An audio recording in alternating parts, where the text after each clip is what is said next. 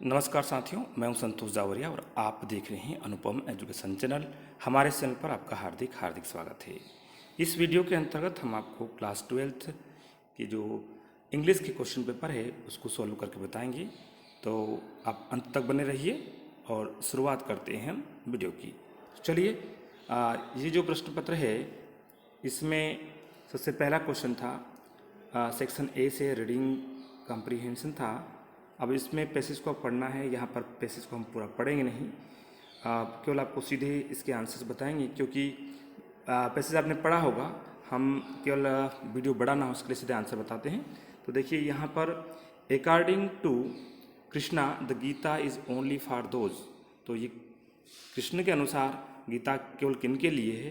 तो who have faith, इसका right answer होगा। कौन सा आंसर रहेगा? Who have faith. उसका अगले क्वेश्चन है, अपोजिट ऑफ द वर्ड मैलिश। तो मैलिश का अपोजिट क्या होता है? मैलिश का अपोजिट होता है गुडविल। तो यहाँ पर इसका जो राइट आंसर है वो क्या है? गुडविल है। तो ये लीजिए गुडविल। गुडविल यानी भलाई, और मैलिश का अर्थ है दुर्भावना।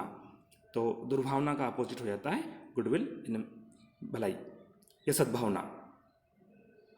अगला क्वेश्चन है, give the word form of the passage that gives the meaning compulsory। Compulsory शब्द का पैसेज के अनुसार क्या अर्थ है? तो वो होता है ऑब्लिगेटरी। क्या आंसर इसका? सी वाला है, obligatory the right answer of this question. After that next question आता है, give the verb form of the word prohibition. Prohibition ने वर्जित करना, मनाही। तो ये नाउन फॉर्म है और इसका जो वर्ब फॉर्म है वो होगा प्रोहिबिट। प्रोहिबिट ने मना करना, ये वर्ब की तरह होगा। उसके बाद में अगला क्वेश्चन आता है, give the antonym of poor. Poor, ये पुअर है। पुअर का सेकेंड जो डिग्री है उसको उन्हें पुअर कर दिया है, तो इसका रिचर होगा। इसको एडजेक्टिव फॉर्म में दिया उन्होंने, तो आप यहाँ पे रिचर यानी कॉम्परेटिव डिग्री दी है तो रिचर होगा। एंटोनिम्स पूछा है ना कि अपोजिट पूछा है, इसलिए यहाँ पर इसका राइट आंसर यह होगा। इस तरह से अब अगले क्वेश्चन की ओर चलते हैं। तो अगला क्वेश्चन है, थोड़ा जूम कर लेते हैं ताकि आपको स्पष्ट दिख जाए। The Gita is capable of being understood. तो इसका राइट आंसर क्या होगा? बाय हार्ट, हृदय से इसको ग्राही किया जाता है। इसका अर्थ जो है वो हृदयग्राही होता है। उसके बाद में अगला क्वेश्चन है, in the given passage what is the only universal prohibition. मतलब क्या वर्जित है गीता के अनुसार? तो फल की इच्छा करना वर्जित है। हमने पढ़ा है कि गीता में जो मूल सार है वो होता है कर्मण्येवाधिकारस्ते मा फलेषु कदाचन, या action is thy duty, reward is not thy concern. ऐसा केवल कर्म प्रधान होता है, फल की इच्छा नहीं, इसलिए इसका राइट आंसर ये है। अगला है, द गीता इज।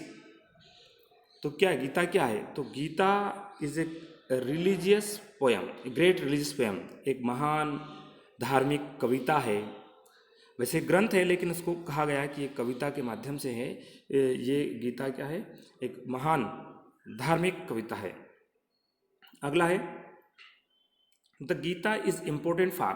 गीता किसके लिए इम्पोर्टेंट है? तो गीता जो है ये इम्पोर्टेंट है every age the people at large. हर उम्र के व्यक्ति के लिए महत्वपूर्ण है, उपयोगी है। अगला है, what do you understand by do's and don'ts in the extract. Extract के अनुसार क्या करना चाहिए और क्या नहीं करना चाहिए? तो वर्क दैट शुड, एक मिनट में इसको मिटा दूं। तो इसके अनुसार ये आएगा, work that should be done, work that should not be done. D वाला आंसर इसका सही रहेगा। उसके बाद अगले क्वेश्चन की ओर चलते हैं। तो अगला क्वेश्चन आपका जो है ये पैसेज है, केयरफुली इसको पढ़ना है और इसके बाद जो क्वेश्चंस हैं उनके आंसर देना है। तो ये पूरा जितने भी सोर्स ऑफ एनर्जी हैं, जैसे चारकोल है, कोल है, जो भी दिए गए हैं उनके बारे में है, तो ये आपको पढ़ना है। इस पर make a note on the above passage in points. और give a suitable title to the passage. और तो इसका टाइटल क्या, डिफरेंट सोर्स ऑफ एनर्जी हो सकता है, आप पूरा पढ़ना उसको, उसके आधार पर इसका जवाब मिलेगा। उसके बाद में सेक्शन बी है, राइटिंग से है। इसमें कहीं पे आपको ऐसे राइटिंग, एप्लीकेशन राइटिंग वाला है जो कि आप जनरली करते ही हैं, तो इस पर हम चर्चा नहीं करेंगे, सीधे सेक्शन सी पर चलते हैं। सेक्शन सी जो है ग्रामर से रिलेटेड है। तो आइए हम यहाँ पर ग्रामर वाले सेक्शन में चलते हैं। Fill in the blanks, choose the correct option. तो यहाँ पर we are going to play a match, तो यहाँ पे क्या आएगा, we are going to play a match today. To play, going to यानी खेलने वाले हैं, तो हम एक मैच खेलने वाले हैं, यहाँ पर इसका आशय ये है। तो अगला है my friend lives New Delhi, मेरा फ्रेंड कहाँ रहता है, तो यहाँ प्रीपोजिशन है, इसमें लगाएंगे हम इन दिल्ली होगा, राइट आंसर होगा। उसके बाद अगले क्वेश्चन की ओर चलते हैं। The temple is the middle of the river, तो इसका राइट आंसर होगा इन। कौन सा प्रीपोजिशन आएगा इसमें, इन आएगा। जो टेम्पल है वो नदी के बीच था। तो अगला क्वेश्चन है let us go to market where my father has put all stall. यहाँ किसी पर्टिकुलर मार्केट की बात की गई है, तो हम यहाँ पर क्या है, पर्टिकुलर डेफिनेट आर्टिकल की बात, तो यहाँ पर डेफिनेट आर्टिकल हम लगाएंगे द। और चलिए अगला क्वेश्चन है the boy the bird almost every day. तो यहाँ पर एवरी डे जो है वो एवरी डे के अनुसार हम क्या करेंगे, ये प्रेजेंट इंडेफिनिट का वाक्य है, इसलिए इसमें हम कैचेस का प्रयोग करेंगे। अगला क्वेश्चन है I think it rain today. तो इट रेन टूडे, सॉरी थोड़ा सा मूव हो गया है, बाहर से किसी शोर के कारण मुझे डिस्टर्ब हो रहा है। तो फिलहाल अगला क्वेश्चन है I think it rain today, तो इसका राइट आंसर क्या होगा, मे होगा। क्या होगा, मे होगा। और अगला क्वेश्चन है there are precious books in the library. तो some precious books in the library, इसका सही आंसर होगा। अगले क्वेश्चन की ओर चलते हैं। अगला क्वेश्चन डू इज डायरेक्टेड है, तो हम आपको यहाँ पे पूरे आंसर्स आपको लिख के बताए हैं, आप पूरा ध्यान से देखिए। He gets his salary, he starts spending it. तो इसमें किसका प्रयोग करना है, इसमें आपको कहा गया है नो सूनर देन का प्रयोग करना है। तो हमने सबसे पहले क्या है, नो सूनर डज का हम प्रयोग करेंगे। नो सूनर के जस्ट बाद में हमेशा हेल्पिंग वर्ब होती है, और इस टेंस की जो ये टेंस है, तो ये प्रेजेंट इंडेफिनिट का टेंस है, इसमें डू और डज लगती है, पर ही के साथ क्या लगेगा, डज लगता है, इसलिए हमने यहाँ पे पूरा बना दिया, ज़्यादा मैं समझाऊंगा नहीं। No sooner does he gets a हट जाए, गेट हिज सैलरी, और उसके बाद देन प्रयोग करेंगे, और उसका सेकेंड वाला वाक्य लिख देंगे ही स्टार्ट्स स्पेंडिंग इट। अगला वाक्य है ये जम्बल्ड क्रम में है, इसको हमें सेंटेंस बनाना है। तो यहाँ पर लिखा है Raju write can either with hand, तो इसका राइट आंसर होगा Raju can write with either hand.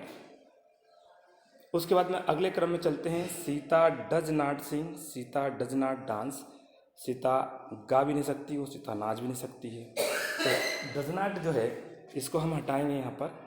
तो नाइदर नार का प्रयोग, जब दो कामों में से एक भी काम नहीं कह सकता है, तो नाइदर नार का हम इस्तेमाल करेंगे, जैसा कि हमें यहाँ कह भी दिया गया है कि नाइदर नार का उपयोग करना है। तो हम यहाँ के लिखेंगे Sita neither sings not dances, इसमें एस और ईएस लगाना जरूरी है यहाँ पर, अदरवाइज गलत हो जाए, क्योंकि जब डज नॉट हटाएंगे तो डेफिनेटली प्रेजेंट इंडेफिनिट में क्या लगता है, ए से एस लगता है, ऐसा करेंगे। अगला है mister Gupta teach us English. तो इसका हमें क्या करना है, वॉइस चेंज करना है, और वॉइस चेंज करने के लिए हमारे पास डबल ऑब्जेक्ट है अस और हिंदी, तो हमने दोनों से यहाँ पे बना के दिखाया है आपको। तो पहला है यहाँ पर हिंदी स्टार्ट अस बाय मिस्टर गुप्ता, और दूसरा प्रकार से हम इस प्रकार से बना सकते हैं वी आर टाट हिंदी बाय मिस्टर गुप्ता। अगला वाक्य है if they do not work properly they will be punished. इसका क्या करना है, अनलेस प्रयोग करना इन प्लेस ऑफ इफ़। तो हमने इफ़ के स्थान पे क्या लगा दिया, अनलेस लगा दिया। जब अनलेस लगाएंगे तो डू नॉट और डज नॉट हट जाएगा, तो यहाँ पे डू नॉट हटा दिया। डू नॉट हटा दिया तो क्या हो गया, इफ़ दे वर्क प्रॉपरली, कामा करके सेकंड वाला वाक्य पूरा दे विल बी पनिश्ड हो जाएगा। उसके बाद अगले क्रम पे चलते हैं। अगले क्रम में he is too weak to stand, तो यहाँ पर हम क्या कर देंगे, he is so weak that he can't stand, ये बनेगा सो दैट का हम यहाँ प्रयोग करेंगे। तो अगला है the child cried for milk, इसका क्या बनेगा, पास्ट कंटिन्यूस है, पास्ट कंटिन्यूस में वाज और वर का प्रयोग होता है। द चाइल्ड है तो द चाइल्ड वाज, और हम ये कर दिया क्राइंग कर दिया फॉर द मिल्क। उसके बाद अगले सेंटेंस की अगले उसकी ओर चलते हैं, सेक्शन डी में चलते हैं। सेक्शन डी में हमारे पास में इस तरह से है,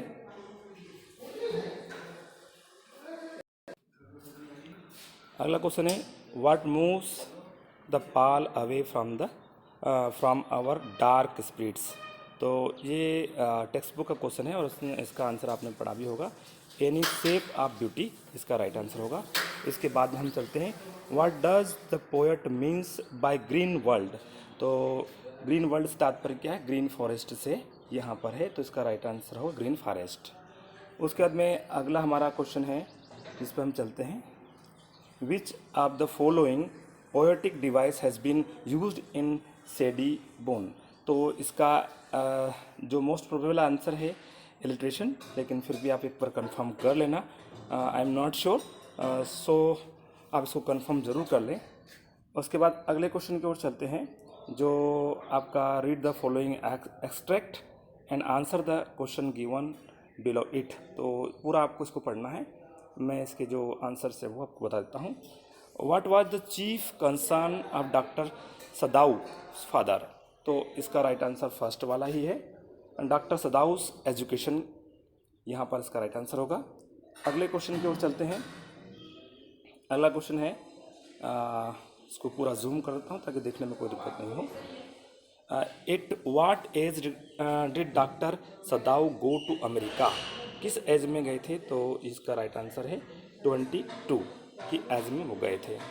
उसके बाद में why was doctor Sadao's sent to America, किस लिए भेजा गया था उन्हें, तो टू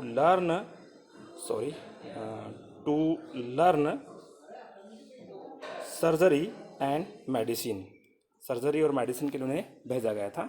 उसके बाद में है find the word from the extract which is opposite of fraction. Fraction का अपोजिट क्या, फ्रैक्शन यानी टुकड़े करना, अलग अलग करना, लेकिन मिलाना, एक करना, एकत्रित करना, यूनिट, तो उसे बोलते हैं यूनिट।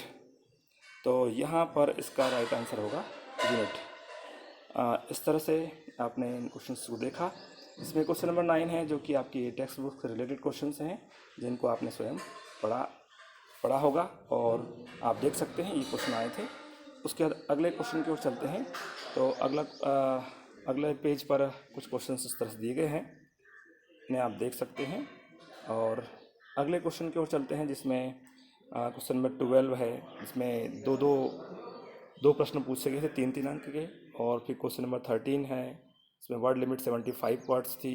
इसके बाद में क्वेश्चन नंबर 14 आप देख रहे हैं कि क्या क्वेश्चन पूछे गए हैं। ये प्रश्न पत्र बताने का आशय है कि किस प्रकार के क्वेश्चन में आए थे, ताकि इनके आंसर क्या हैं वो आप जान सकें, और आने वाले जो स्टूडेंट्स हैं जो 12th क्लास में परीक्षा देंगे वो भी इनके आंसर जान सकें। अगला क्वेश्चन हमारा क्वेश्चन नंबर 15 है, जो भी क्या है पैसेज है इसमें दिया गया है उससे रिलेटेड है, इसको खुद पढ़ना है और उसके आधार पर इसके आंसर देना है। तो देखिए मैं सीधे सीधे आंसर से बोले चलता हूँ। Name the author of the above extract, तो इसका है विलियम डगलस, इसका राइट आंसर होगा बी वाला। उसके बाद में according to the extract what is the name of the river, river रिवर का नाम क्या था जो एक्सट्रैक्ट में डिस्क्राइब किया गया है, तो उसका राइट आंसर है यामिका, उस रिवर का नाम था। उसके बाद में अगला क्वेश्चन हमारा है the Arthur speak about the miss adventure when he was, तो इसका राइट आंसर है 10 और 11 ईयर्स ओल्ड। उसके बाद में अगला क्वेश्चन है find a word from extract which means dangerous, तो इसका टीचरस होगा, राइट आंसर होगा बी वाला होगा। और अंतिम है सिनोनिम्स ऑफ ग्रेजुअल, तो ग्रेजुअल का सिनोनिम क्या होगा, जेंटल होगा, ये इसका राइट आंसर होगा। तो ठीक है, आपने हमारे इस वीडियो को देखा, इसके लिए बहुत बहुत धन्यवाद साथियों। जय हिंद, जय भारत।